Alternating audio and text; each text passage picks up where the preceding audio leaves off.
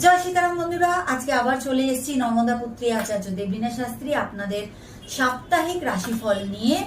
আমি প্রথমে তিনটে রাশির কথা বলবো, সেটা হচ্ছে মেষ, বৃষ, মিথুন।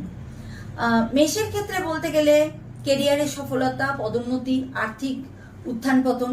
স্বাস্থ্যের ক্ষেত্রে কিছু সমস্যা দিতে পারে, বিদ্যার্থীদের ক্ষেত্রে ভালো ফল দেবে, চাকুরিরতাদের ক্ষেত্রে সফলতা আসবে এবং প্রেমের ক্ষেত্রে খুশি।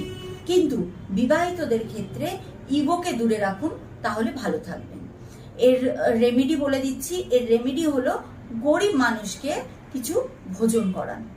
এবার আসছি বৃষ রাশির এই সপ্তাহটা কেমন যাবে। বৃষ রাশির ক্ষেত্রে কেরিয়ারে লাভ হবে, ব্যবসায় উন্নতি হবে, ইনভেস্টমেন্ট এই সময় লাভদায়ক হবে। স্বাস্থ্য মোটামুটি ঠিকঠাক থাকবে, তবে খাওয়া দাওয়ার দিকে একটু এক্সট্রা ধ্যান দেবেন। বিদ্যার্থীদের সফলতার যোগ আছে, নতুন কিছু তারা শিখবে। প্রেমের ক্ষেত্রে উত্থান পতন হবে, কিন্তু বিবাহিত জীবনের ক্ষেত্রে মোটামুটি বেশ ভালো যাবে। রেমেডি হচ্ছে কুমারী কন্যাদের খাওয়ান। এবার আসছি মিথুন রাশির এই সপ্তাহটা কেমন যাবে। মিথুন রাশির ক্ষেত্রে ধনলাভ, ভৌতিক সুখ প্রাপ্তি, কর্মক্ষেত্রে সমস্যার সমাধান হয়ে যাবে।